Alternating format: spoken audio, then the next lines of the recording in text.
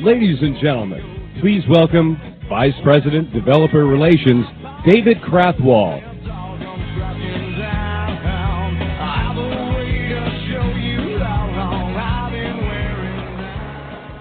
Good morning, and welcome to the 1997 Worldwide Developers Conference.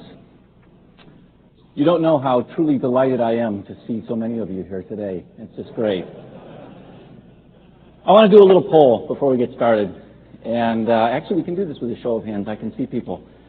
How many people have been to any WWDC before?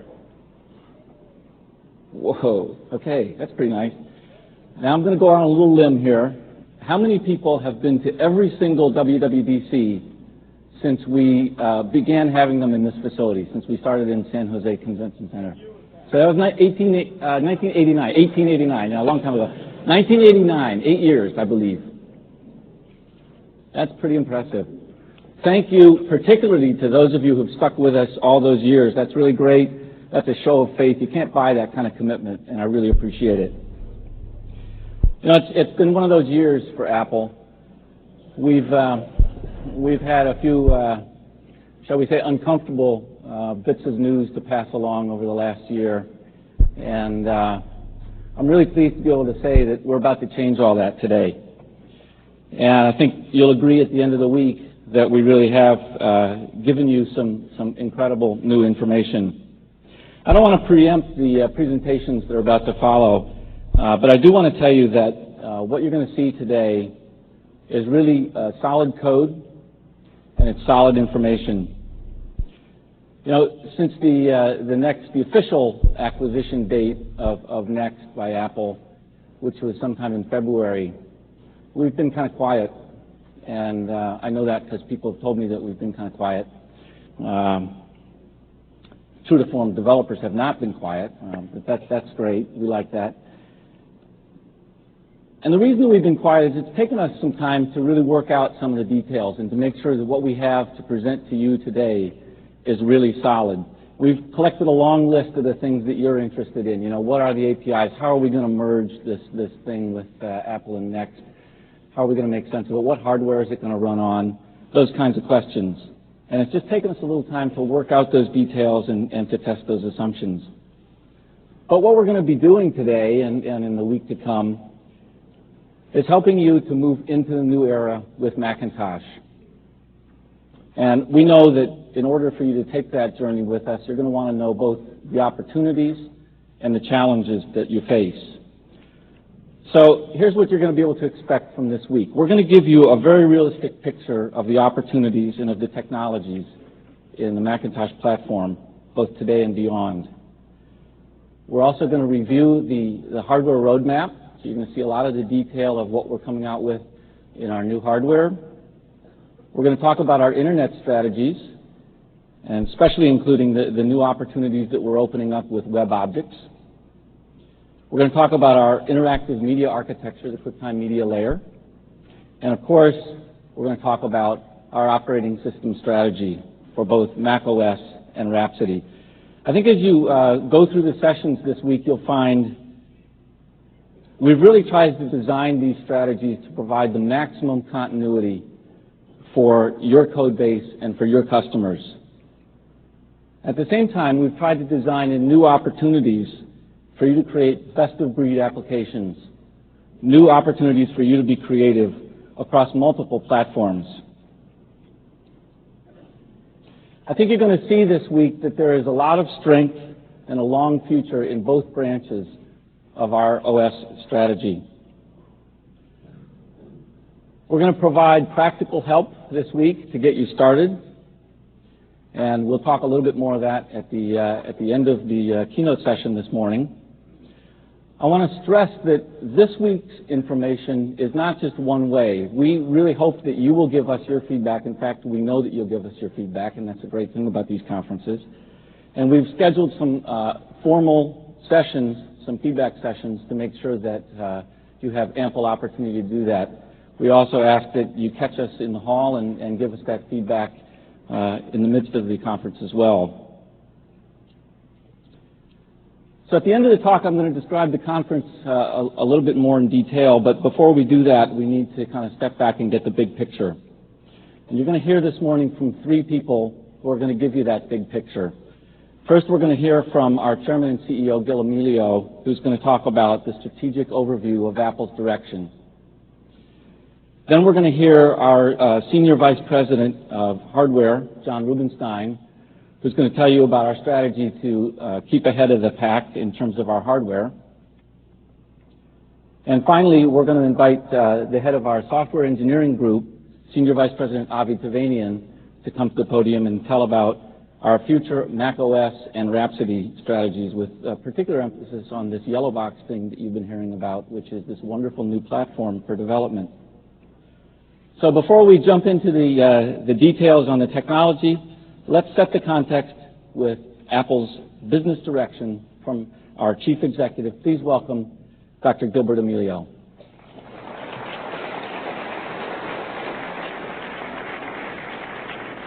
Thanks, David. Good morning. And let me add my welcome and thanks to all of you who joined us here in San Jose, along with those, of course, who are logged on the web. A special welcome to the next developers who join us for the first time at an Apple Developer Conference.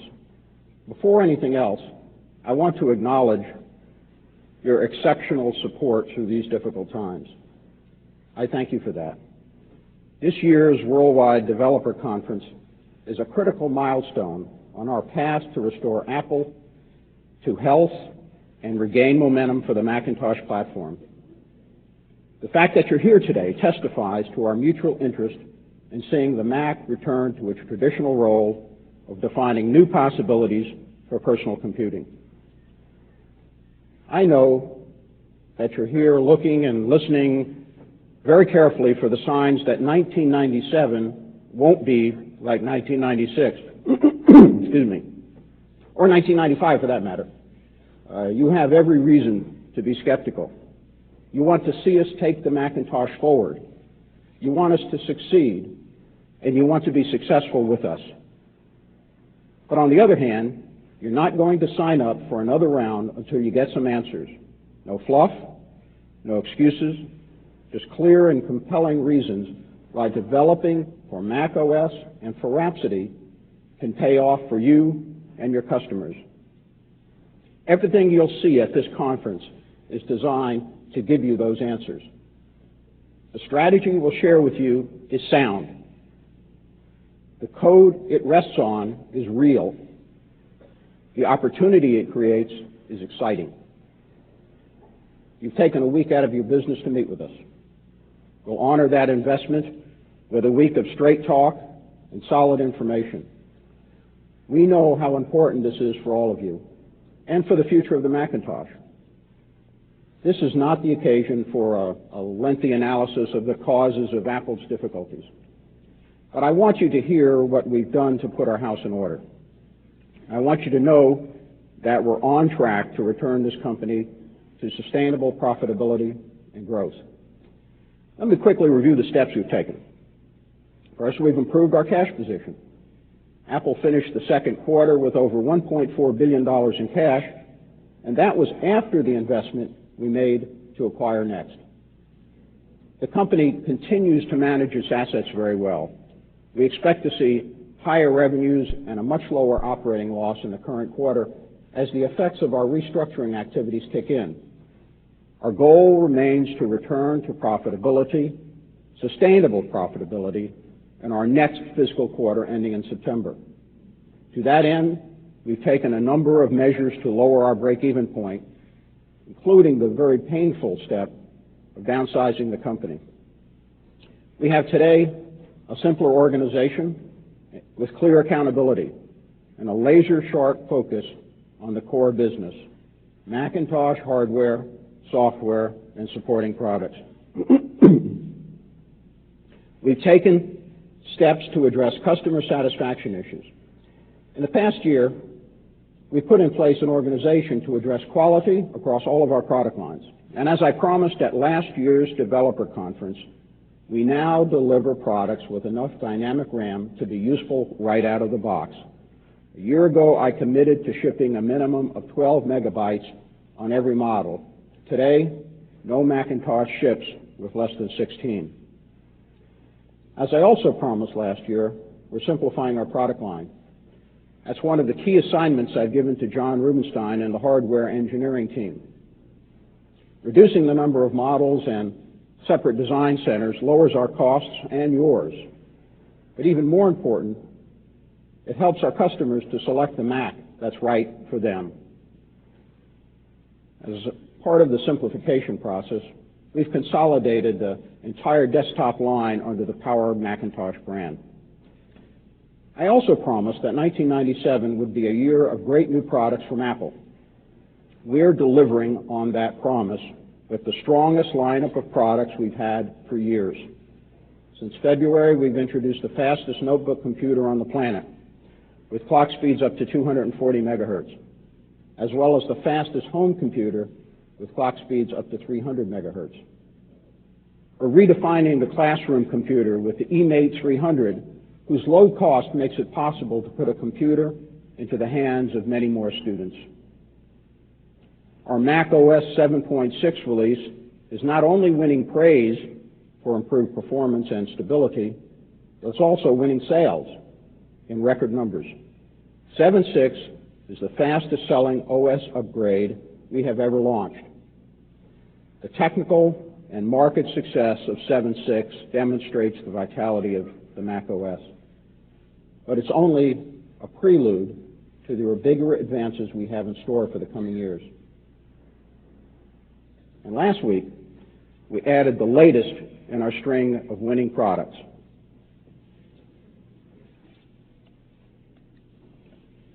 This is the PowerBook 2400, which we developed with IBM Japan. So now, we not only have the fastest notebook on the planet, but at 4.4 pounds and a clock speed of 180 megahertz, the fastest ultralight notebook as well. Of course, there's much more product excitement in the pipeline, and I know you're looking forward to seeing some of those releases that we have planned for the summer and beyond. Excuse me. That excitement will continue with this summer's release of the Mac OS 8 and the developer release of Rhapsody. These upcoming operating systems reflect the most important set of decisions we've taken during the past year to ensure a strong future for the Macintosh, the decisions which shape our dual operating system strategy.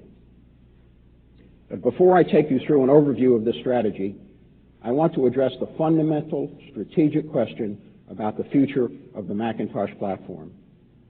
It's the single most important question that we must answer. How can Macintosh succeed in a world dominated by the Wintel standard? Coming from a background in science, I'm trained to approach questions empirically based on evidence. There's a clear evidence that Apple can succeed in a world dominated by Wintel. Look at the areas where we have more than an undeniable success, where we lead the market. For example, we have strong market share in color prepress, in multimedia CD-ROM authoring, and in professional web authoring, and in segments of engineering and scientific markets. We're number one in the K-12 education market with strong sales momentum. Let me cite just a few of our recent wins. North Shore School District near Seattle, Washington, purchased $4 million to increase internet and multimedia capabilities and improve computer-to-student ratio. Spring Branch Independent School District in Houston, Texas, purchased $1.6 million in high-end multimedia Apple equipment for use in high school science labs. And Broward County School District in Florida, the sixth largest school district in the country, just purchased $1.5 million in new Apple products. So let me rephrase the question slightly and then offer my answer. I'll break the question into two parts. First, how does Macintosh succeed in a world dominated by Windows? And second, what can we do to accelerate and expand our success? I want to take time to answer these questions clearly because they form the vision by which I am guiding this company. The answer to the first part is a balance of factors that make Mac a significantly better choice for our customers. First, in every market where Macintosh is successful, our success is a direct result of your solutions. People buy our products to run your products. You know your markets. You have the product insight. You have the entrepreneurial energy to develop solutions. Because of that, one of our key strategies to strengthen the Mac is to provide a development platform that helps you write better applications and get them to market faster. When you watch the demos this morning, and as you go through the session, look for the ways that our new development platform can shorten your development cycle. Having great applications is the first factor that helps Macintosh succeed in a Wintel-dominated world. The second is the way the Mac amplifies the power of your applications. In other words, just being on the Mac makes your applications work better for your customers. I've heard the claim that once you're inside an application, it doesn't matter what platform you're using. But frankly, that claim usually comes from people who haven't used a Mac. Mac users know better. They know that the Mac brings both quantitative and qualitative advantages to their work. We lead in both machine performance and human productivity. Our high-end PowerPC-based system consistently beat Pentium-based systems in the real-world applications that our customers rely on. Our production-based applications such as rendering or video editing, the system with the greatest throughput is clearly the one that will yield a higher return on investments. And that's why our high-end customers will upgrade whenever we can provide them with a quantum advance in throughput. They quickly earn back the cost of their investment. When John Rubinstein comes up here, I've asked him to tell you specifically what we're doing to sharpen our performance edge in hardware design. As the hardware advances, Rhapsody, with its support of symmetric multiprocessing, multi-threading, protected memory, and advanced I/O, will pull even higher performance from it. But at Apple, we've always held that even more important than machine performance is personal productivity, and that's achieved by a synthesis of performance and ease of use. Our aim has always been to create a delightful user experience. That's not simply a question of aesthetics, but of helping people work more efficiently. The Mac must continue to allow the user to focus on their work, not on tending to the computer. It should be transparent and hassle-free. These qualitative and quantitative advantages, together with your applications, give the Mac environment a richness and depth unmatched anywhere. Let me give you two examples. Both the Mac and the Windows platforms have Adobe Photoshop. But the Mac not only runs it faster, but also provides a greater breadth of commercial and shareware plugins to extend its functionality. Both platforms have Quark Express, but the Mac has AppleScript or Frontier to automate the placement of text and images and to integrate page layout with database information and web page design. But for all our success in our core markets today, today's differentiation is not winning us sufficient share in the broader market. So we come to the critical question: what can we do to accelerate and expand our success? The answer is that we must create a higher perceived differentiation, both qualitative and quantitative, between our platform and our competitors. The source of that differentiation lies in what we call distinctly superior user values. That's where Apple is focused.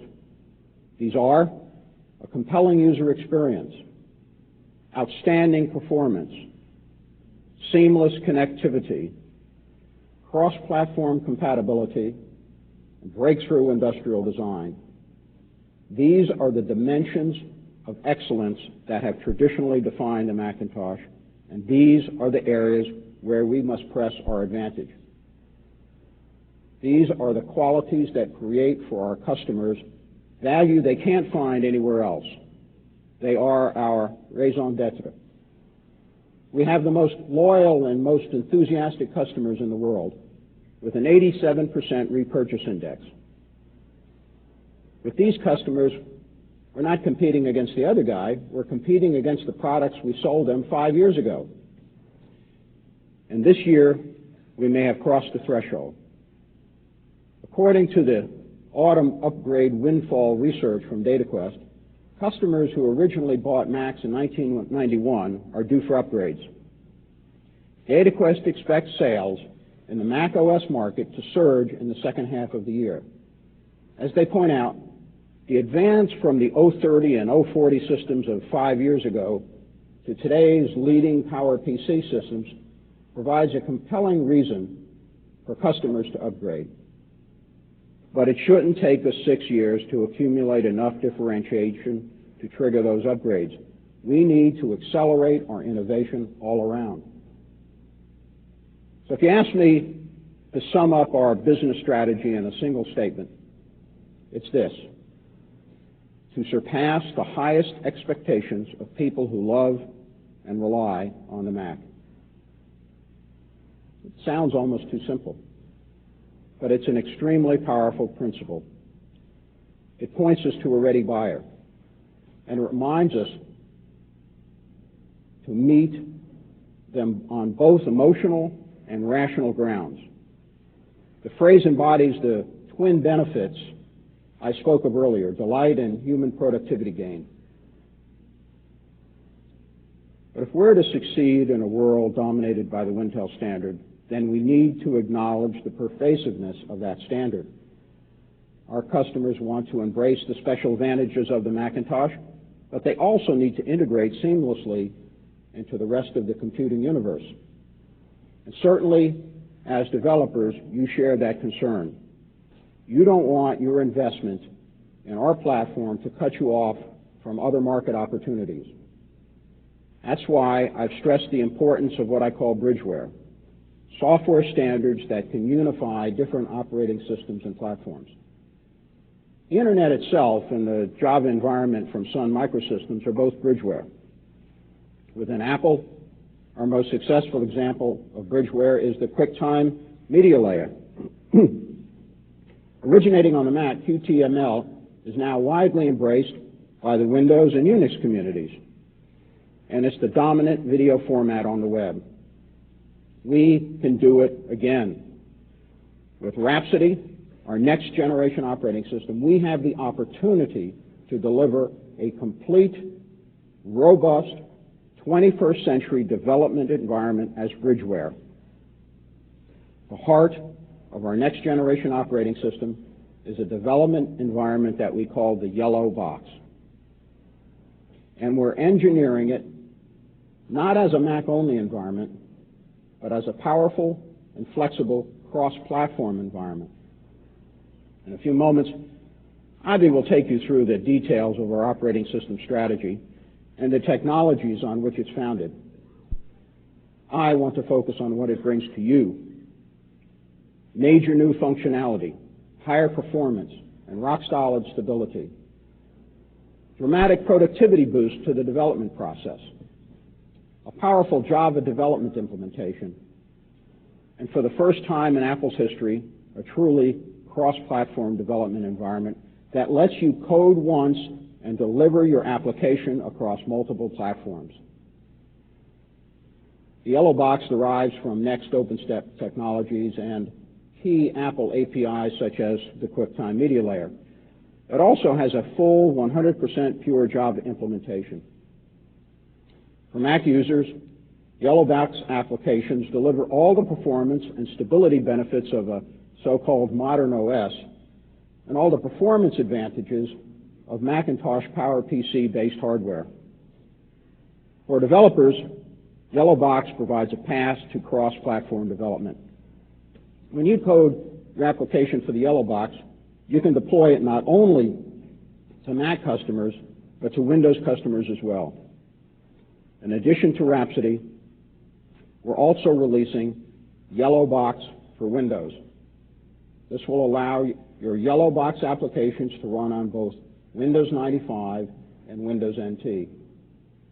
We plan to make the Yellow Box libraries available to you as a runtime for Windows that you can package with your applications.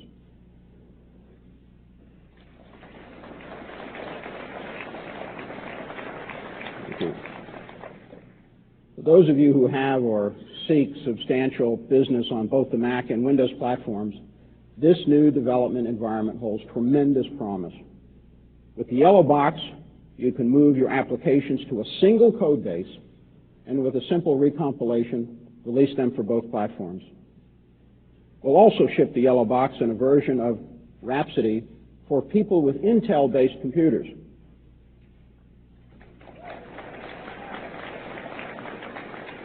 Rhapsody for Intel won't have the Mac compatibility environment or the blue box, but it will deliver the advanced Mac look and feel to your Yellow Box applications.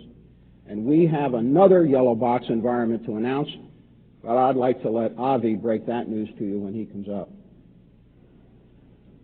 The Yellow Box fully embraces Sun's 100% pure Java initiative, as I mentioned earlier, but it also expands on it. It enables developers to transcend the limitations of today's Java by exposing the entire Yellow Box call structure to the Java language, giving you direct access to robust and media-rich capabilities. In effect, we're turbocharging the Java platform, extending it with enterprise-tested frameworks from Next, QuickTime Media Software from Apple, and industrial-strength graphics, imaging, and printing technologies. As we announced back in January, a PowerPC native Mac OS compatibility environment, what we've been calling the Blue Box, is a fundamental part of the Rhapsody architecture, ensuring that even as our customers adopt our new operating system, they will continue to retain full access to our Mac OS-based products. Now, at the same time that we develop Rhapsody, we're committed to a vigorous program of continuing development for the Mac OS. Your code base is on the Mac OS. Your customers are on the Mac OS. We're very clear that as we open a new path to Rhapsody and the Yellow Box environment, we must also ensure continuity for your investment in your code and your customers' investment in you. A year ago, many people were ready to write off Mac OS. This year, with our 7.6.1 release, we're not only getting respect, we're getting admiration. And you're getting rid of Type 11 errors.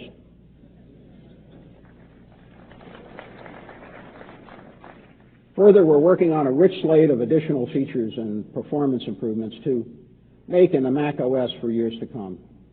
Years to come. The work of delivering Mac OS 8 is on track. We hit beta on schedule, and we will show this to you a little later this morning. Comments from our beta testers are the most glowing we've seen for any unreleased product. Let me just quote one of them. It's from a gentleman named Ishar Bond from the Harvard Medical School. Quote, "The multi-threaded Finder, new interface features, and improved speed make my computer much more usable. I haven't experienced a crash in ages. It's like a whole new machine," unquote. And we have a long list of further Mac OS enhancements that stretch beyond this summer's release and on through the years ahead. As we'll detail and demo later in the conference, coming versions of Mac OS include major enhancements of the user experience, improved stability, and support for advanced multimedia options, including DVD. In short, we're as far ahead as we can possibly make active plans. We're committed to a dual operating system strategy that maximizes your options and opportunities. Now, with this dual operating system strategy, we're confident that all our customers, from high-end publishing professionals to mainstream customers, K-12, and small business customers will find the operating system that best answers their needs and leverages their investment. Our customers in each of Apple's markets can migrate to Rhapsody at their own speed. Our high-end customers are asking for the kinds of advantages that Rhapsody will bring: gains in stability and performance, more faithful screen imaging, and rapid developer innovation leading to breakthrough functionality. They'll require superior internet and intranet support. They'll require state-of-the-art multimedia. They'll require ease of use. They'll require rapid prototyping and application development. They'll seek out a platform that will help them to move from static web publishing to dynamic interactive applications. And they'll seek out the breakthrough yellow box applications that answer their needs. But make no mistake, because of the dual OS strategy and the blue box inside of Rhapsody, the Mac OS and your existing applications will remain vital to our customers, your business, and our future.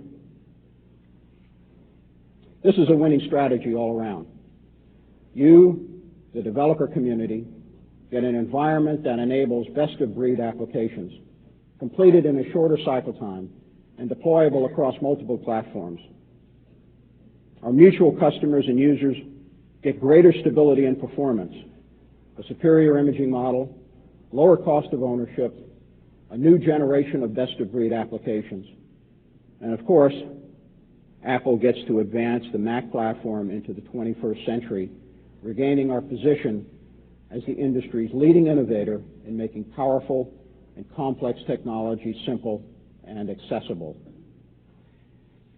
In the years since 1984, the Mac has attracted a community of leaders and innovators. Many of them are in this room today. Many more are spread across the globe. They have made the Macintosh a centerpiece of their creative, learning, and business activities. Together, we have, through the years, enriched their lives, brought them to light, and amplified their investments and achievements. They're waiting for us to do it again.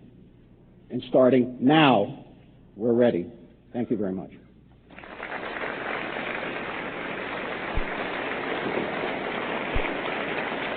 Thank you.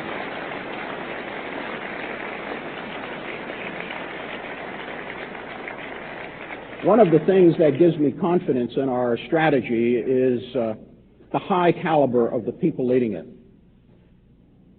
They're top leaders, top engineers, and top system architects with proven track records. And for many of you, this will be the first time to meet them. To start with, it's my pleasure to introduce you to the person heading up our hardware engineering division, John Rubenstein.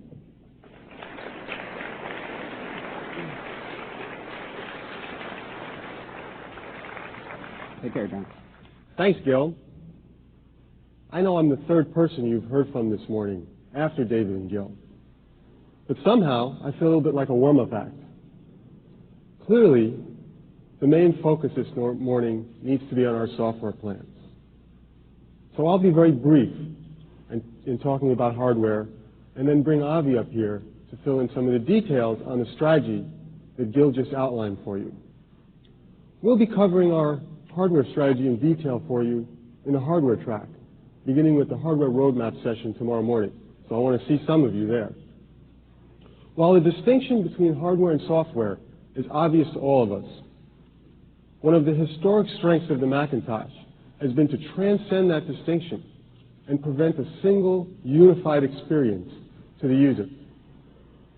One of the almost religious questions that swirls around Apple is whether we should think of ourselves as a hardware company or a software company. Of course, the answer is yes. We are, in fact, a systems company. Our strength is in our ability to unify and optimize hardware and software so that a user's attention can focus on the task and not the tool. And that will continue to be our strength, even as we move into a world where key Apple software, such as QTML and the yellow box are also appearing on other platforms. We have the home court advantage in designing the very best hardware systems to run our software. As Gil said, the company is committed to delivering a delightful user experience and a quantum jump in human productivity. That's one of the key reasons I was so eager to take this job leading Apple hardware engineering. My professional goal has always been to build the very best personal computers in the world. And I don't know of any other company that has that potential or that destiny. Looking at our current product lineup, it's clear that Apple hardware is already on a strong upswing. Gil has mentioned this, but it bears repeating. We have the fastest home computer in the world, the fastest notebook, and as of last week's introduction of the PowerBook 2400, the fastest lightweight notebook as well. At the high end, our systems consistently outperform top Intel systems. And according to both Macworld and Mac User magazines, we even beat the latest Intel processor, the Pentium 2. And that's with our current PowerPC systems.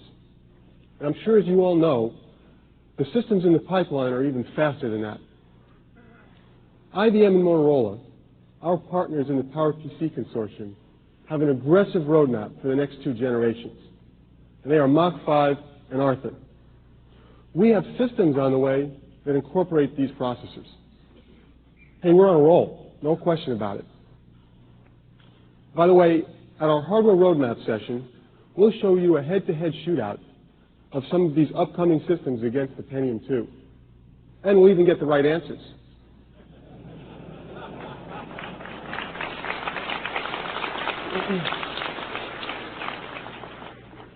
So we're already at a good spot. But if I may borrow a phrase from Microsoft, and considering how much they borrow from us, why shouldn't I?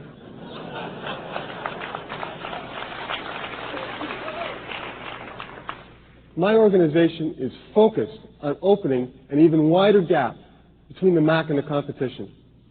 And as Gil said, we need to step up the pace of innovation to surpass the highest expectation of people who love and rely on the Mac. We're hardcore about building the very best systems. We want to lead. I want to see Apple in the forefront of delivering performance and value to our customers. And we know who we're designing for. Our customers in education, in publishing, in multimedia, and internet development. Their specific needs can guide us to including a higher level of built-in functionality. That's the objective. Now let me outline some of the strategic principles that I believe will strengthen us as an organization and improve our overall effectiveness. And then I'll list some of the specific initiatives that meet the goal that Gil has articulated for us. And here's how we get there. First, we simplify. We don't want the most models, we want the best models. We're going to reduce the number of motherboards, enclosures, and so forth. As Gil said, this isn't just a matter of cost saving, but it's a matter of clarifying the product line for our customers and making it easier for them to select the Mac that's right for them. We integrate. We can find important synergies across our various design centers, desktops, servers, and mobile systems. We're increasing our use of common designs across the product lines, sharing a wealth of great ideas across our teams, and using best practices is the most efficient way to increase performance and functionality while reducing cost and complexity. We focus. We strive to excel in those areas in which we can truly provide competitive differentiation and added value. These include system architectures, memory and I/O performance, plug-and-play expansion, and industrial design. We continue to deliver a Macintosh experience that is both powerful and delightful to use. We build a more potent base upon which you can innovate and succeed. We partner. It's very clear to us that Apple can't do it all. We have to get out of the way of the developers and our licensees. We need to give you clear opportunities to add value, to innovate and differentiate. I feel very strongly about this, and judging from the feedback that I've gotten over the last couple months, so do you. The strength of the platform requires strong licensees and strong hardware developers. We'll look for opportunities to work with you in creating specialized solutions. Some recent examples: the Avid Cinema models that bring video editing to the home market, our Bose sound subsystem, and the most recent example, our PowerBook 2400, co-developed with IBM in Japan. And finally, we execute. I started my career at Hewlett-Packard, so I have a very clear sense of what process and discipline can bring to an organization. Today's product lineup shows Apple moving in the right direction, but I believe there's much more we can do to improve quality and on-time delivery. Executing well drives our costs lower at every stage, from design through manufacturing and then out into the field, and achieves higher quality as well. These are the key principles that my organization will follow: to simplify, integrate, focus, partner, and execute. They are the principles that will amplify our strengths and deliver real value to our customers. So now let me get specific and highlight some of the key product directions. I'm going to list a few initiatives. First, let's start with raw speed, our performance initiative. High-end customers have an insatiable demand for performance, and we've got some treats in store for them. It's not simply a matter of new processors, but of tuning all of our subsystems to take advantage of processor performance. So to match the new processors, we're working on new cache designs and new ASICs that effectively double the performance of the PCI bus. We are creating better balanced systems, optimally tuned for these new high-performance PowerPC designs.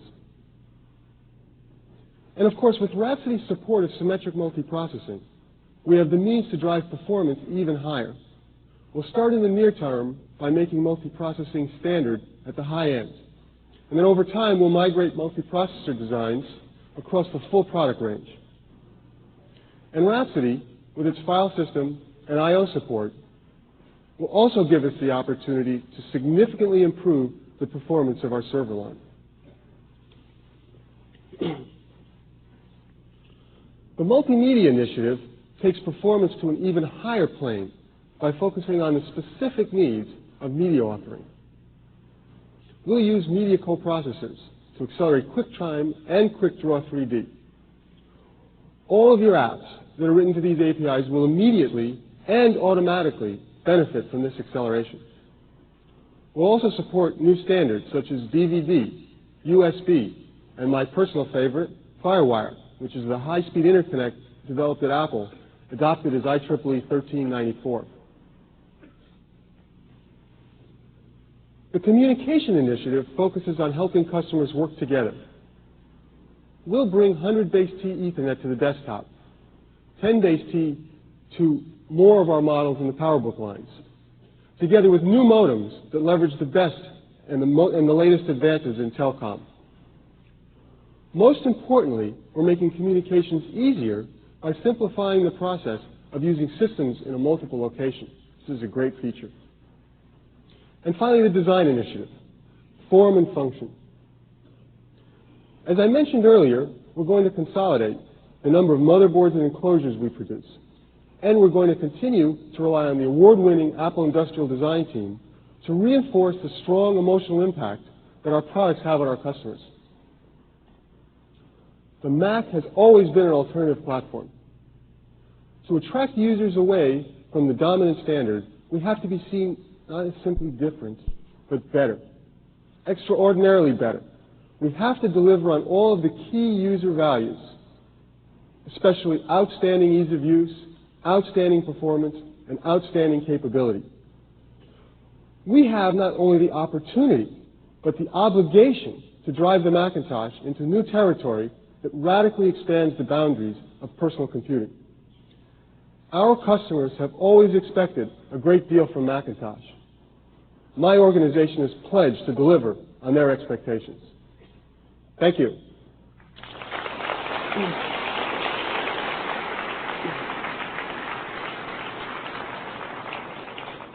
And with that, I'd like to introduce Avi. He's got a great show for you, assuming that he's done his rituals to the demo gods this morning.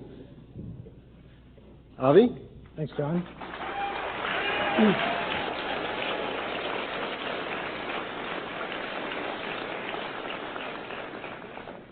Okay, I'm actually thrilled to be here this morning, hard as that may seem with this kind of a crowd. But one of the reasons I'm thrilled to be here is because I was one of those crazy people that back in 1984 actually went out and bought a Macintosh. I bought it in April of that year. I remember it really well.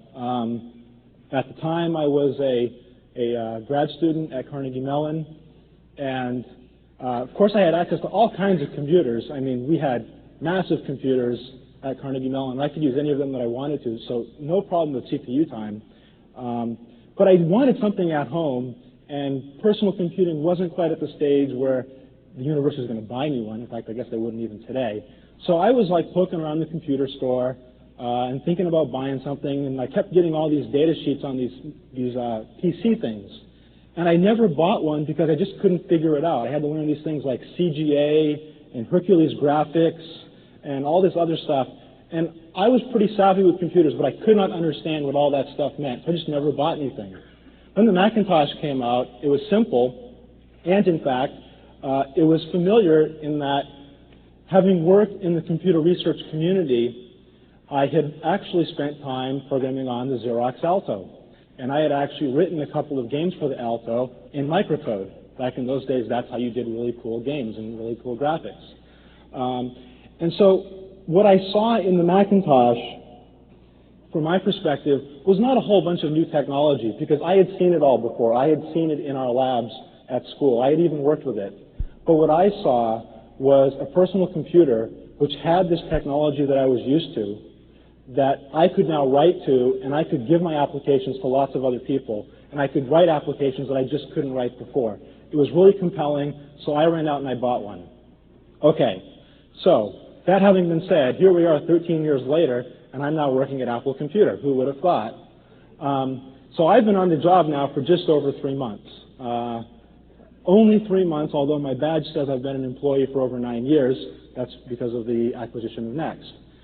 What I've been doing in the first 3 months, other than some of the normal management things like, acquisitions and restructuring and stuff like that, is I've been focused on learning about Apple's business, learning about Apple's customers, learning about the developers, meeting with the developers. I have met a lot of you out there in the audience in these past 3 months, and I have listened to what you have said, and my hope is that the result of what we're talking about today is a positive and direct response to that. Now, we can't always do everything you want us to do, unfortunately, but we're going to try really hard. Now, there's sort of a scary part of listening to all you guys, which is that you're really tough.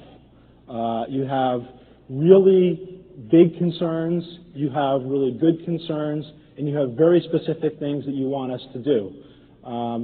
Add in the fact that Apple has a certain situation that it's in right now, and I'm kind of worried about what's going on here with my job. Okay, and when Gil asked me to take this job a little over 3 months ago, I knew it was going to be a big deal. I knew it was going to be a big challenge. But I don't think I quite understood just how big, or at least not in the way that it's turned out to be. Now, that having been said, yeah, there are some analogies here to Mission Impossible, that TV show where they would always start out with some kind of problem that needed to be solved, and it's like, how can anybody ever do this? But the good news is they always found a way. Okay, at the end of every episode, they had solved the crime, caught the criminal, done whatever needed to be done. And the way they did it is, I think, really important to understand, because they did it through teamwork. They had the IMF. And in this case, clearly Apple is a team working to solve these problems. But more importantly, you all as developers need to work with us so we can jointly be the IMF that's going to solve all these problems and actually allow us to all do things that are beyond the Windows monopoly. Because if we're forced to just live within the context of the Windows monopoly, eventually, you will all be assimilated. We will all be assimilated. Now, I do have to say one little thing. I know there's probably people from Microsoft here, and I do have to say that we do have a good working relationship with Microsoft. There have been some Microsoft engineers in particular who have been very supportive of the Macintosh platform and have been doing some very wonderful things. and I hope they continue to do that in the future. Okay. So, there is a monopoly out there that we need to compete against, and it's very difficult. And you all know this because you all have to compete against that in a certain way yourselves. That having been said, I am actually very optimistic. And I have to tell you, back at the end of last year, when I was at Next at the time, and we were talking to Apple, at some point in time, it had become very clear to Steve Jobs and I that there was going to be a deal, and that the deal was going to be an acquisition. I'm not going to tell you exactly when that was, but there was a time when we just knew that. And through our minds started racing. We were just like on the phone or in a conference room, whatever, just talking about all the great things that we could now do while working at Apple and with Apple, because we saw huge opportunities for Apple in the future. And we were really excited, and I continue to be excited. So I'm going to talk a little bit about what I see some of those opportunities to be that are just industry trends. Another reason I'm optimistic is because Apple has started having some really good success. You've heard about the hardware success. You see the great products on the market now. You know about the software success with Harmony coming out, 7.6 coming out in January, and even releases before that.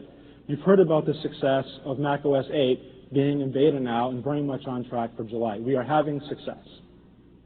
Now, there's another thing which you don't know about because you haven't seen it, but again, Demo God's with us. You'll see some of it today, which is we are making great progress on our new technologies, and we're going to get into that. But I am very hopeful, because it's one thing to be making great progress on these products, but to see an engineering team be able to do that while having to deal with an acquisition, while having to deal with a restructuring, while having to deal with all the other issues surrounding Apple is really nice from my perspective, and I really appreciate all the efforts that the engineers back at Apple have been putting in, because they've been getting a lot done, and again, you're going to see that. Okay, so let's talk about some of those opportunities going on outside in the industry, as I mentioned. The first one is clear. It's the Internet. This is probably one of the biggest things that's ever happened in our industry, and will probably be the biggest thing for the next at least several years. Well, as it turns out, Apple already has a whole bunch of strengths that really play well to this market. So, for example, there are lots of Mac users out there who surf the web every day. In fact, the numbers I've heard have said something like 25% of all the eyeballs on the net are coming from Macintoshes. That's a big difference from the single-digit market share numbers you hear, because what it means is while Apple in total may have a single-digit market share, when it comes to surfing the web, they have a very significant market share, being on the web where the Macintosh is important. Next, as you know, Macintosh is very strong in the publishing arena and has been essentially forever. What this has turned into is the fact that Apple is also very strong in content creation. So most of the content that you see when you surf the web comes from a Macintosh desktop. And of course, what is the web all about? It's about multimedia. And who has the best multimedia? Apple. Who has the only multimedia? Apple. There really is nothing else out there that comes close. And now we have another opportunity where Apple is already a leader, which is in the movement or in the move to dynamic web content creation. This isn't just about a static website with a bunch of files on it anymore, or one that gets updated every hour or every day. This is about running applications on a server that dynamically generate a website on the fly for the user as they're browsing it. Okay, so those are areas where the Internet is already a strength, or Apple is already strong in the Internet. There are other areas that, Apple, I think, still can take further advantage of. So, for example, in the Internet, you have a platform-neutral market, okay? A Mac and a Windows machine and everything else is for the most part equivalent because you're browsing HTML, you're running Java, you're doing things like that. Further, there's a new application paradigm developing, which is web-based applications. So if you're a developer and you build a web-based application, it'll run on a Mac, it'll run on Windows, it'll run anywhere. Now, not all applications can be done in this paradigm, but the ones that are, they're already ready for the Mac. Excuse me, I have to find my secret water.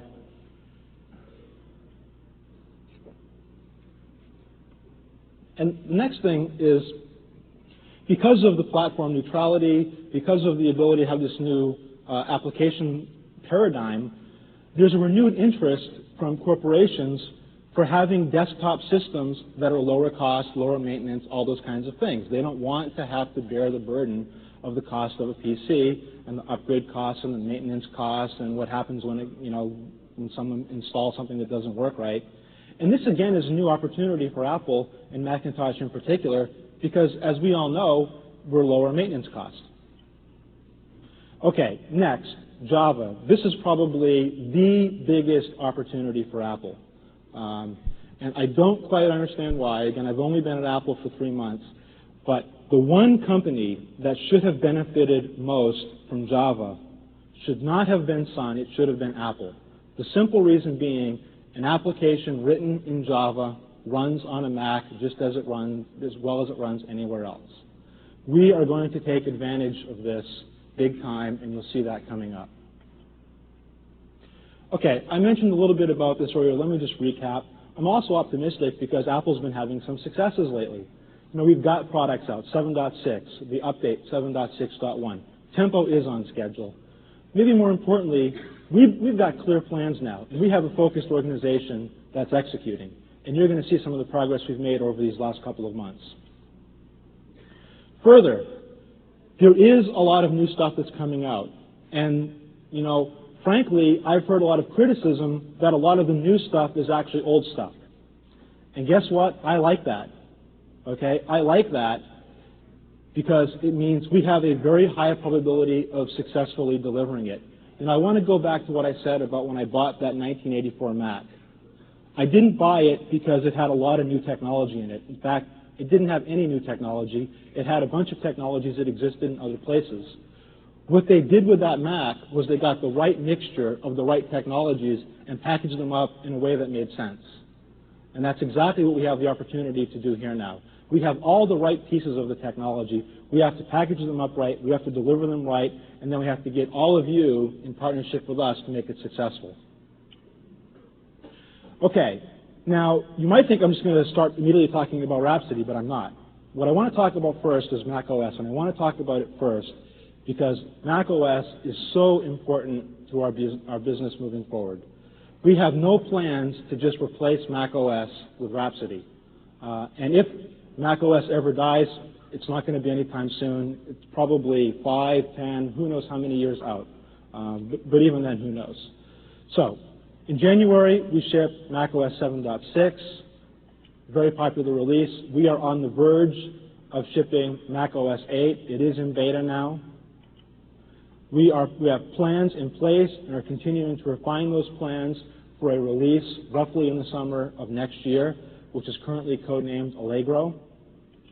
And most importantly, the Mac OS efforts are fully staffed and resourced. We have a team dedicated to making Mac OS better and better and better. That is their mission, and they love what they do. Okay, let's talk just briefly about Mac OS 8. I don't want to say a lot about it because we're going to get a demo. What I do want to say is we focused on making the user interface even better than it has been in the past. We focused on integrating in a full suite of internet services, and of course, we focused on performance enhancements. So rather than me going into lots of details about things, what I'd like to do is invite out Peter Lowe to do a demo for us. Hey, Peter. Hey, Avi. How are you? Good. Well, as you touched upon, Avi, we are moving forward the Mac OS in some significant ways with Mac OS 8.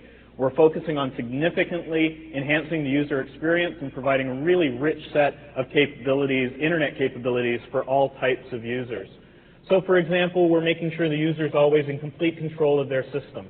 They can navigate through their whole system hierarchy simply by dragging. They don't have to be constantly manipulating the mouse, manipulating windows, etc.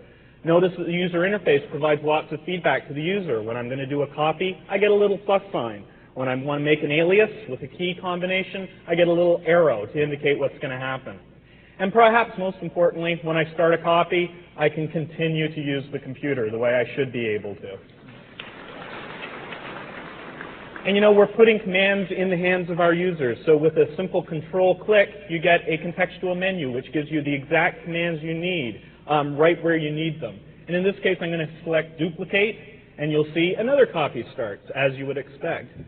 Throughout the user experience, we're providing progressive disclosure so that users have exactly the information they need about what's going on. In this case, I want to understand a little bit more detailed what's happening with the copy, or I can just get a simple summary.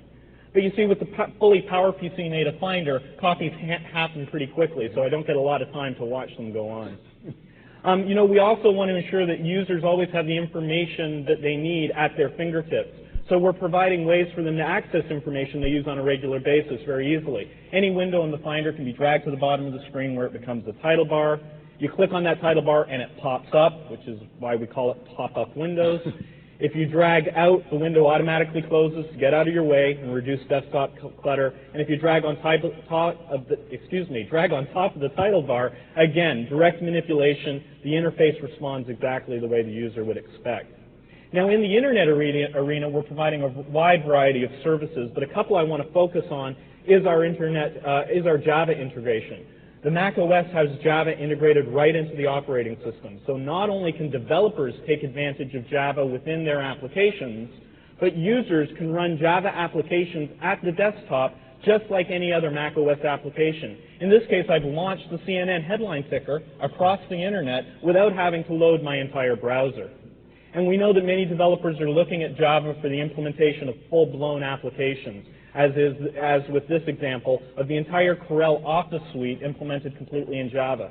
This was downloaded off their website. We didn't do anything to Macintoshify it. It simply runs when you double-click on it. We also want our customers not just to be great clients of the Internet, though. We want them to be participants in their intranet or Internet environment. So we're integrating personal web sharing into the operating system with Mac OS 8. A user, all they have to do is select a folder of information they want to publish on the Internet or their intranet. They specify a default home page if they have web formatted information and hit the start button.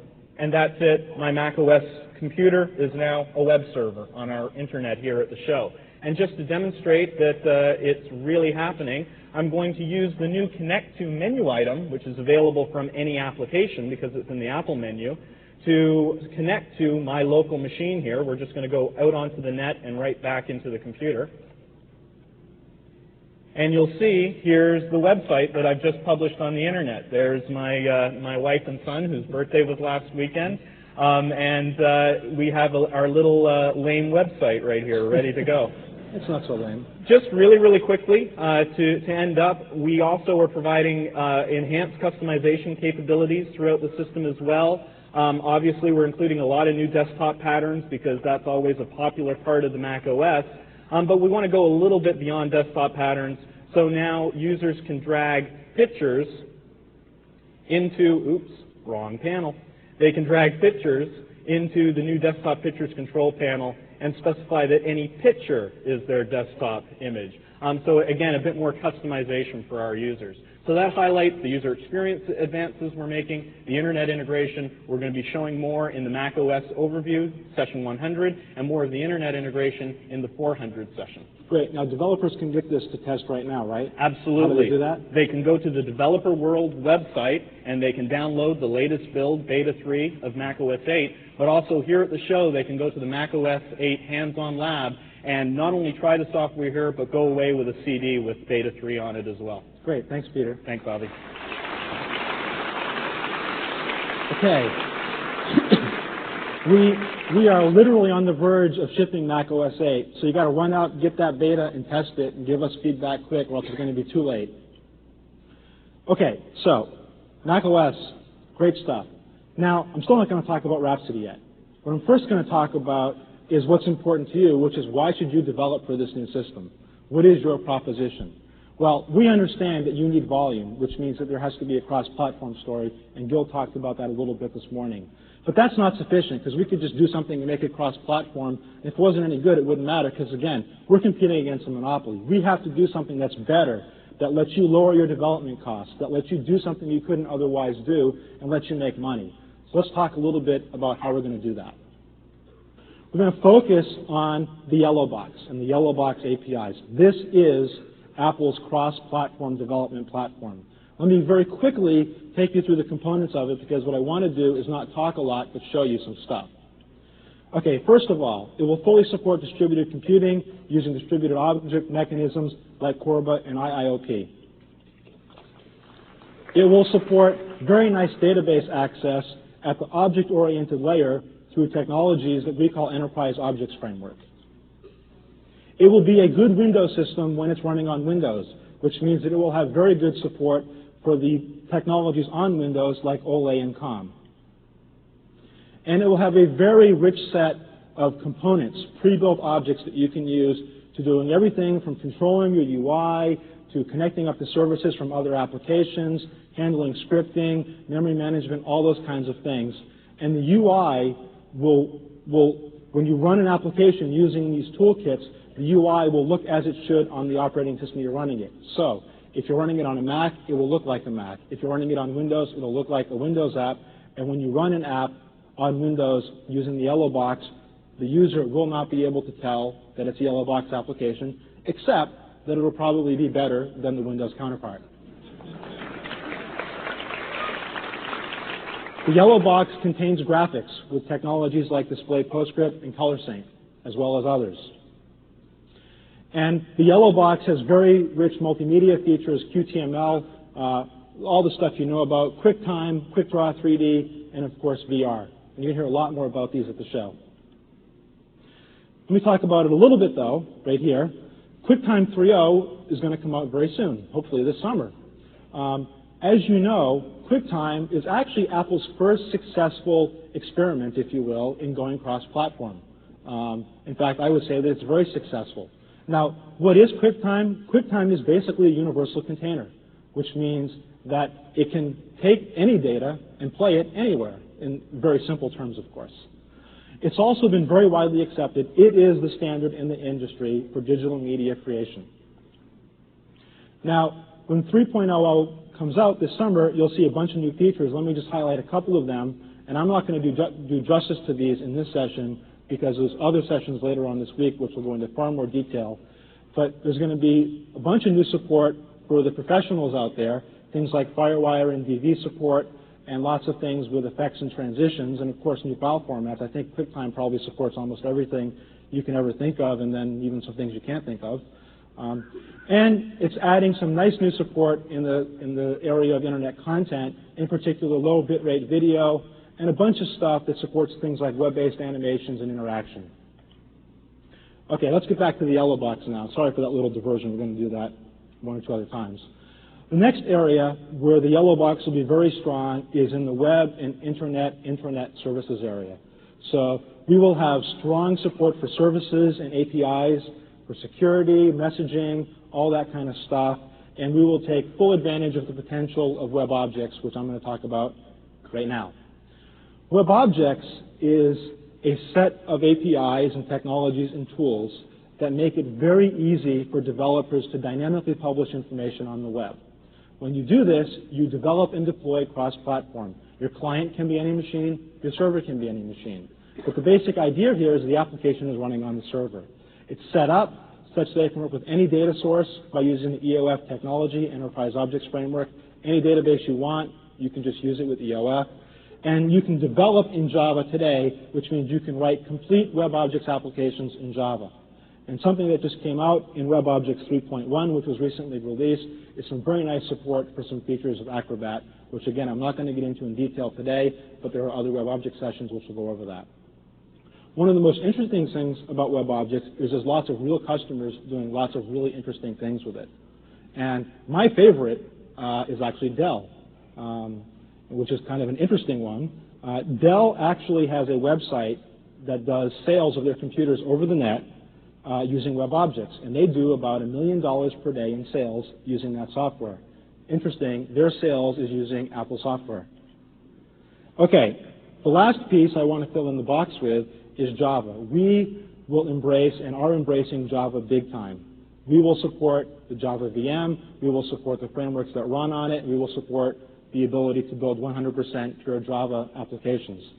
And I am happy to say that today we are announcing with JavaSoft, Netscape, and IBM that Apple will collaborate with those other 3 companies to making JFC a really good application framework for Java.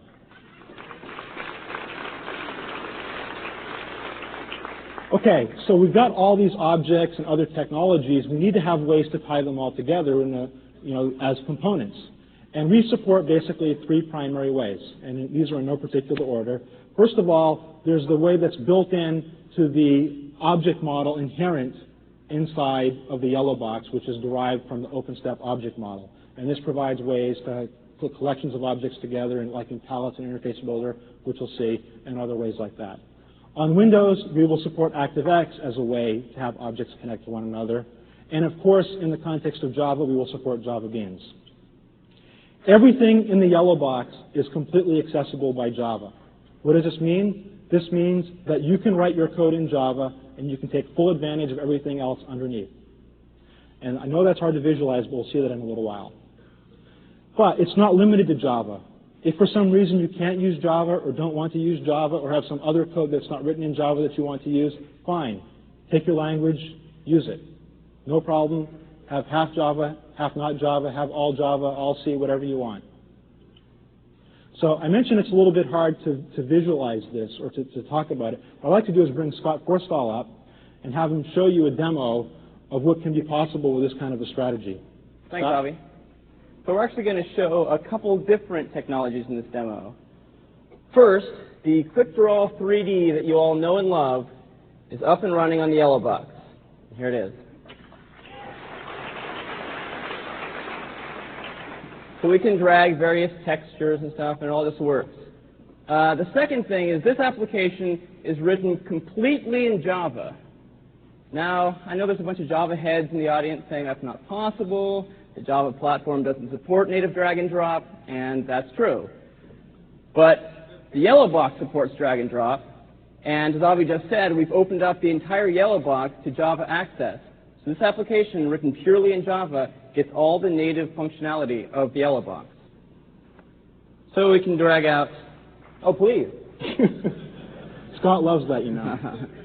So we can drag out different shapes and everything, and it all just works. But of course, the integration with our system doesn't end there. We also have complete integration with our platform, so with the Finder, with our desktop. So we can drag out a different shape here, and drag an image from the desktop onto our application, and there it goes. It's all working. So what do we have here?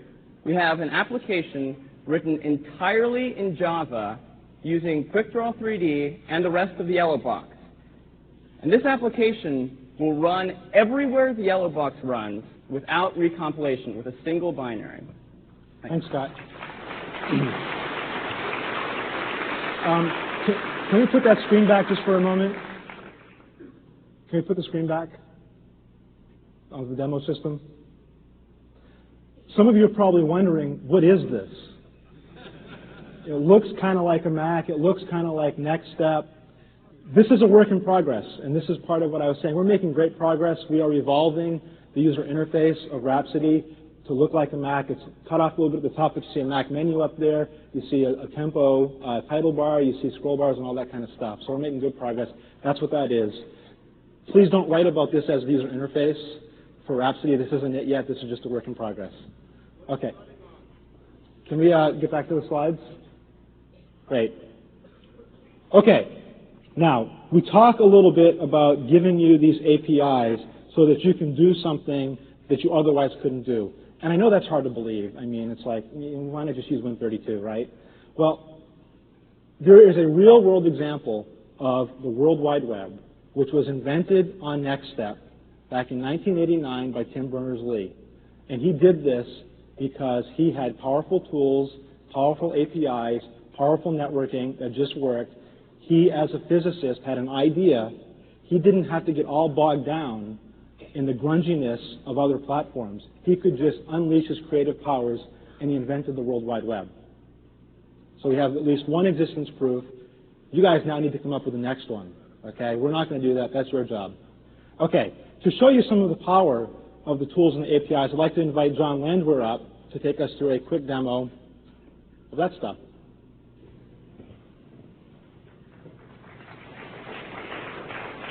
So the first thing that you'll notice is this is not a Macintosh. In fact, we are running Windows, and we are running a version of the yellow box on Windows. So what I'd like to do is show you some of the development tools that we have running on the Apple development platform codenamed Yellowbox. And here we have Interface Builder, which has a number of components that are stored on palettes, which I can just drag and drop into my application. So let's create a new application here. I'll resize the window a little bit. And I've got a bunch of widgets that I can drag and drop over. But we've actually got a QuickTime widget here I can bring over. And I can just drag and drop that over. So let's build an application that has a QuickTime view in it. And we'll need some functionality added to it for maybe opening a movie and starting the movie and stopping the movie. So we can label those buttons. Open, start, and stop. And now I'll wire those buttons up to that view. And we'll have that one open the movie, and of course this one start the movie. And this one will stop the movie. So now my application is actually done, and I can check it out by going and running the application. And that's basically it, and I didn't have to compile because we have this great thing called dynamic runtime binding. So here's the application running, and I can open up a movie, go through the file system and select a movie. There it's loaded, and we'll start the movie. For anyone who's ever wondered what toys do when people aren't around, Toy Story. It's the story of two. Okay, so that's it. And of course, now that I've built this application on Windows, I could then simply recompile it and run it on Rhapsody. And now what we can also do is show some similar functionality in WebObjects. So what I'd like to do is actually build an application that accesses a local database stored on this machine full of movie clips. And to do that, we can run through the database wizard, which allows me to go through very quickly and select the database that I have running on this machine and various information about that database, such as the table that it's in. And now what I'll do is actually select the layout I'd like the wizard to generate for me. And I can go through lists or selected records, and we'll select a table. And we'd like to search within the database. And when I come back with results, we want to show the title, the rating, as well as the clip. And we'll just search on the title. So now when I hit Finish, it actually built that application for me with the wizard's assistance. And now what I'd like to do is actually connect the clip up so that it will show an embedded QuickTime movie. And to do that, I will select the clip field and go to More Palettes. This one contains a QuickTime view that I'll just drag and drop into my application. Now I'll select that and bring up the inspector and actually bind that to the clip that's stored in the database. And one more thing I need to do to get it to run, and that's it. We'll save it out. And now we'll go up and bring a web browser up.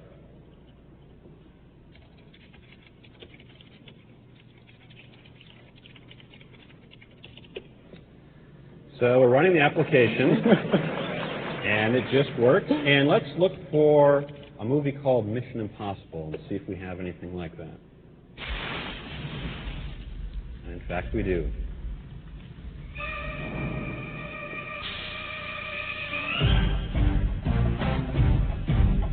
That's good, John. That's it. Thanks.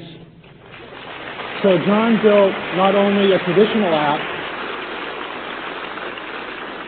but he also built an app that's basically a web application. And although he could have written his code in Java, he didn't even need to because he didn't need to write any code at all. It just worked without any code. Okay. So, what is all this supposed to give you? First of all, it gives you the ability to build best-of-breed apps. It will decrease your development cycle and thereby decrease your costs. It enables the full promise of Java. You can now use Java and do things like multimedia. You can now use Java and do things like drag and drop. You can do basically anything you want with Java now. And as a result of all of this, you can build solutions that will run on any platform that you want. Okay, we understand that not all of you are ready to just throw away all your Mac code and start over. That's an unreasonable expectation. Hopefully a few of you will be willing to do that, but many of you will not. For those of you who would like a gradual way to get existing Mac code over to the yellow box, we have been working with MetroWorks on a product that they call Latitude, which basically emulates some of the Toolbox APIs and is there to help you to get your applications over. There'll be other sessions talking more about this. I urge you to attend them if this is an issue for you. Okay, let's talk very quickly now about deployment of Yellow Box. You talked about development and APIs and what they are. Well, Rhapsody, we finally got there. So Rhapsody is the premier way to run Yellow Box applications. It is integrated best. It will perform best. It will be the best way to develop and to deploy a Yellow Box application. It'll run on Macintoshes based on the PowerPC CPU, and it will support the Blue Box, which will run Mac OS inside it, and therefore your Mac OS applications. And of course, it will support the Mac look and feel. Rhapsody will come in both client and server versions. Again, with the internet, we have a new opportunity here to take advantage of high-performance servers as web servers, application servers, what have you. Rhapsody will meet that need. As Gil said, we will also have Rhapsody for Intel, which will be all the components of Rhapsody without the Blue Box running on Intel PCs. And again, that will also have client and server versions. We will also have the Yellow Box on Windows, and you saw that in John's demo, where it'll either be Windows 95 or NT as the core operating system with the Yellow Box on top, and in this case, it will look and feel like Windows. The applications that John ran look like Windows applications. And for developers, will have no free licensing.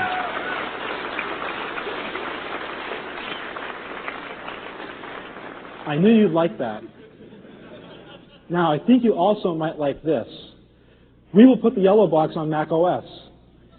So not only will you be able to run on Rhapsody and on Windows, but you will be able, as Mac OS continues to be successful and important, you will be able to write to the Yellow Box APIs and deploy those applications on Mac OS as well.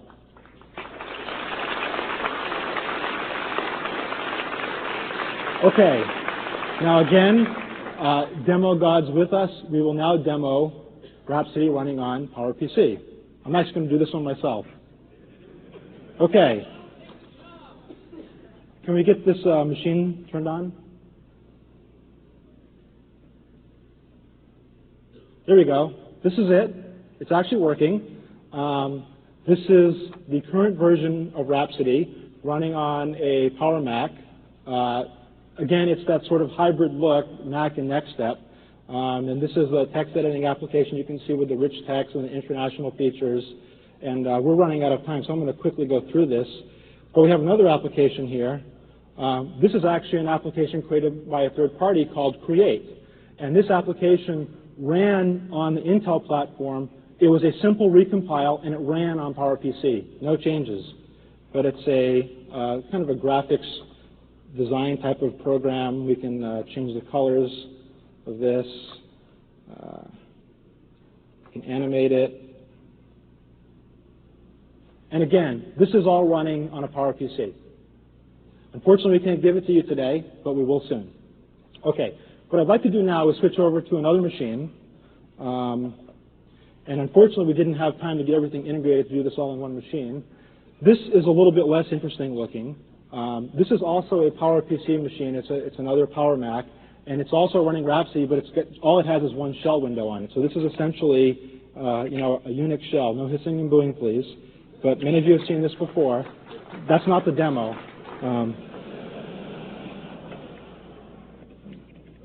The demo is this, if it works. This is the Blue Box.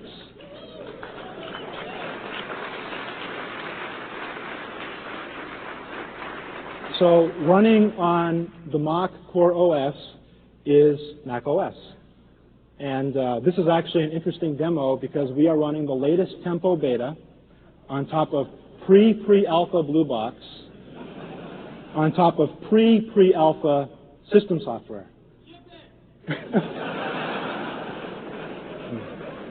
We were thinking last night of bringing out some prototype hardware and trying to run it all. But we're probably pushing our luck. So this is Tempo. I mean, it just works. And it's Tempo running in the Blue Box. And we kind of figured, well, what if no one believes it? What if they think we just like rebooted the system or something? So what we did was created this thing right here, which is 5 copies of simple text, each with their memory sizes set up to about 50 megabytes. And so they're launching, and I think it just finished. Let me bring up this About box. What you see here is about 200 megabytes worth of processes, and it all works because it's running on a modern operating system underneath that has nice virtual memory features. Okay. So,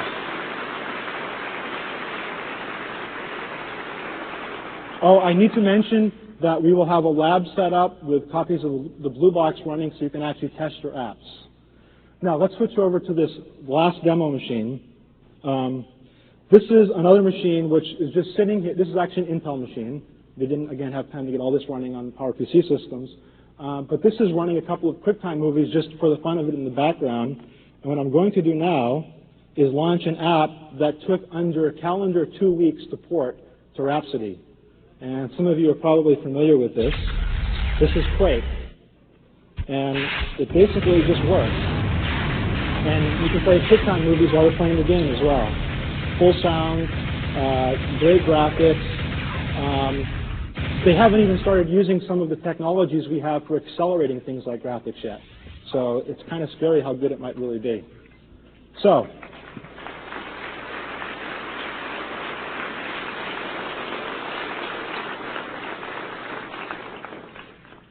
now, since that was the last demo and they all worked, I have to say, I was warned that at WWDC, demos never work. But I believe that the fact that all the demos worked is an indicator of Apple's future success, as opposed to the past. Now, we'll all wait and see.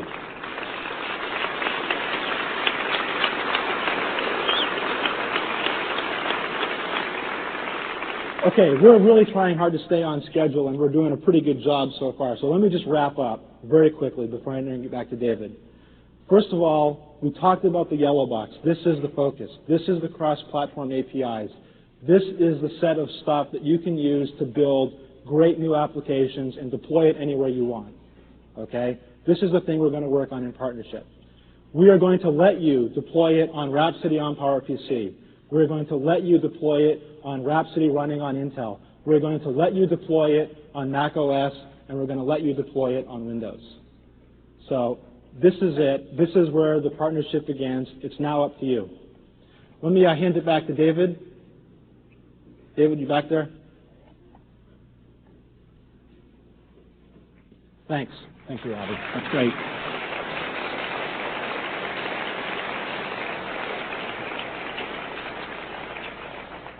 Was that cool or what? I'll tell you, it made my heart glad when I first saw that system coming up with all those extensions across the bottom. It was just a wonderful thing. And that was yesterday when I first saw that. So we are running behind a little bit. I'm going to take just a few moments to tell you a little bit about the conference that we have before us, and then we'll take a short break. I know that you've all figured out by now, let's get a slide up here, that we have 5 tracks at the conference. You have the booklets. I won't belabor the point. We do have 120 hours of sessions. We have both technical sessions and breakout sessions, and we have a few repeats. So for some of the sessions that you want to make sure you don't miss, we have some repeat performances for those. I mentioned before the feedback forums. Please make sure that you attend the feedback forums. Give us your feedback. That really is important. So I want to encourage you to go to those as well. We also have sponsored sessions. We have several sponsors this year who are going to be presenting their latest and greatest, and I know you'll want to attend those as well. We have several special events. Tonight we have the Heidi Awards, which are given each year for the best human interface design. Those will be awarded this evening. On Thursday, we have Rules for Revolutionaries. I have no idea what that means, but it's Guy Kawasaki, and I'm sure I want to find out, so I'll be there. We also have a fireside chat with Steve Jobs on Friday. I don't know how we're going to do the fire, but we'll work that one out. And the closing keynote, Karina DeLuca, on Friday as well. We've changed things a little bit from previous years. For those of you who've been here before, you know we have a Tools Expo every year, and we will have a Tools Expo this year as well. We have over 80 companies next door in this hall. In addition to the tools this year, we also have some solutions that are running that have been created based on OpenStep and on web objects, so that you can not only see the kinds of things people are doing, but also talk to some of the programmers who have done those solutions and find out what their view on this stuff that we're presenting is all about. So I hope you'll take advantage of that as well. That starts on Wednesday, moves through Friday, and is in Hall 2. Now there's a significant picture up here on the slides, which is our 20th anniversary Mac. And we're going to make a couple of those, count them 2, available this week as prizes to people who come and visit our hands-on labs. So this is the way it works. To be legal in the state of California and all that, the way the rules have to work is that anybody who stops by one of the hands-on labs, we have hands-on labs for Rhapsody Blue Box for compatibility. We have Rhapsody Yellow Box hands-on labs. We have the Mac OS 8 hands-on compatibility lab, and also the Human Interface Design Lab. So if you stop by those labs and register to win, you'll be eligible for a drawing on Friday to win one of the 2 20th anniversary Macs. So all you have to really do is stop by, but we want you to actually use the labs. So please do that as well. That's the whole point. So this has been sort of a marathon session. I appreciate your attention through the whole thing, and I really do want to thank you again for your continued commitment to the platform, to Macintosh, and for creating the really great solutions that make this whole thing work. Have a great week. Thanks.